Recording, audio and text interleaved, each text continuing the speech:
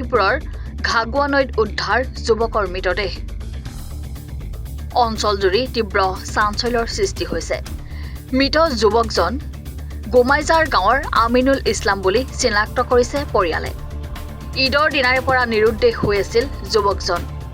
আজি পুৱা চাটাইমাৰী ঘাগুৱা নৈৰ পানীত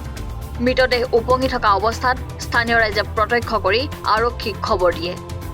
ঘটনাস্থলীত লক্ষীপুৰ আৰক্ষী উপস্থিত হৈ মৃতদেহ উদ্ধাৰ কৰি মৰণোত্তৰ পৰীক্ষাৰ বাবে গোৱালপাৰাৰ অসামৰিক চিকিৎসালয়লৈ প্ৰেৰণ কৰে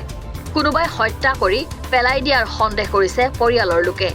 ঘটনাৰ সৈতে জড়িত থকাৰ সন্দেহত চাহিদুল ইছলাম নামৰ এজন যুৱকক লক্ষীপুৰ আৰক্ষীয়ে আটক কৰি আৰম্ভ কৰিছে তদন্ত ঠাইখিনিৰ নাম হ'ল গোমাইঝাৰ আমাৰ গাঁওখিনি হ'ল গোমাইঝাৰ যিখিনি ঘটনা হৈছে ঘটনা হোৱা ঠাইখিনিৰ নাম হ'ল চাটাইমাৰী কেনেকৈ কি হৈছে মানে ঈদৰ ৰাতি মোটামুটি 7:30 পৌনে 8টা মানত তাক এটা ল'ৰাই ফোন কৰি লৈ গৈছিল তাৰ নামটো এনে ডাক নামটো আছিল ঘোষাল অৰিজিনেল নামটো কি নাজানো তাই ফোন কৰি লৈ গৈছিল তাৰপিছত সেইদিনা মোটামুটি 7:30 মানত ফোন কৰি লৈ যোৱাৰ পিছত 8:35 মানত তাক ফোন মাৰিছিল ফোন মৰাৰ পিছত তাৰ মানে মোবাইলটো চুইচ অফ এই আমিনুলক মাতি লৈ গৈছিল ঘৰটো গোমাইঝাৰ আমিনুল মোৰ সৰু ভাই ইয়াৰ পৰা মাতি লৈ যোৱাৰ পিছত মোটামুটি তাৰ মানে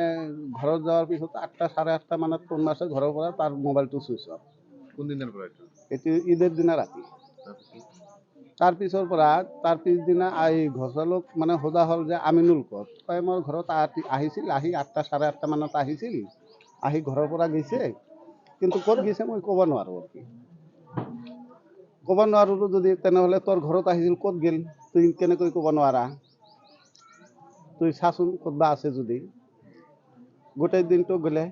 মোটামুটি 3:30 4টা বজাত এটা মানে মোৰ ইয়াত নিউজ আহিল সিহঁতৰ গ্ৰুপৰ এটা ল'ৰাই মোক গাড়ী আৰু পইচা খুজিলে মোৰ পৰা আমনলক লৈ আহিব লাগে তেনেহ'লে অলপ পইচা দিয়ক আৰু আপোনাৰ গাড়ীৰ গাড়ীখিনি দিয়ক আমি তাক লৈ আহোঁ তাক লৈ আহিবি তেনেহ'লে ফটোক কণ্টেক্ট কৰ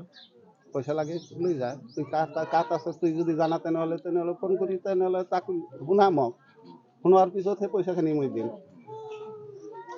আজিতো পইচাও নাই মই কিবা কিবি কৰিছোঁ তেনেহ'লে কালি দিম কিমান পইচা দিব লাগিব কয় পইচা একটা মেক্সিমাম দিব লাগিব মানে নামটো নকওঁ ফ্লাছ নকৰোঁ মিডিয়াৰ আগত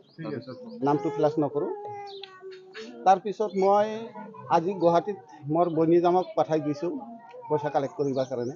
তাতে গাড়ী পঠাবৰ কথা আছিল গাড়ী পঠোৱা নাই বৈনীজামক কৈছোঁ যে গাড়ী পইচাখিনি লৈ বাছ গাড়ী দিয়া মই পুৱাৰ পৰা 5টা বজাত উঠি হেনা আমি লোকেশ্যন টেক কৰিছিলোঁ সেই বৰ্মনপাৰাত পাইছোঁ লোকেশ্যন টেক কৰি সেই বৰ্মনপাৰাত মানে ৰাতি আমি পুলিচ লৈ এটা ছাৰ্ভে কৰিলোঁ পুলিচ লৈ ছাৰ্ভে কৰাৰ পিছত তাত নাই এইফালে পাচন্দৰা এটা জাগা আছে তাত এটা ছাছপেক্ট হৈছিল তাত আমি চেক কৰিলোঁ তাত নাই বৰ্মনপাৰা পাথাৰটো ছাৰ্চ কৰিলোঁ নাই তাৰপিছত ইয়াৰ পৰা ঘূৰি আহি না আমি চাটাইমাৰি যাই না একাপ চাহ খাইছোঁ চাহ খোৱাৰ পিছত মানে মোটামুটি ধৰক 10 পৰা 15 মিনিট পিছতে এটা মানুহ কৈ আছে যে ইয়াতে এটা লাশ ভাসি আছে নদীত এই চাটাইমাৰী ঘাগুৱা নদীত এটা লাশ ভাসি আছে আহিলোঁ আহাৰ পিছত চালোঁ মোৰ ভাইটিৰ লাশ লেখাৰ নহয় জীৱনত বহুত ৰক্ষা কৰিলোঁ কিন্তু আজি মই নিজৰ ভাইক ৰক্ষা কৰিব নোৱাৰিলোঁ আৰু 2 নম্বৰ কথা হ'ল ড্ৰাগছৰ এটা বেহা হৈ গৈছে 2 নম্বৰ কথা চাটাইমাৰী অঞ্চলটো চিমলাবাৰী চাটাইমাৰী গোমাইঝাৰ এইফালে ড্ৰাগছৰ এটা বেহা হৈ গৈছে প্ৰত্যেকটো ভিটিভিক জনোৱা আছে মই নিজে জনাইছোঁ অমুকে ড্ৰাগ বেচে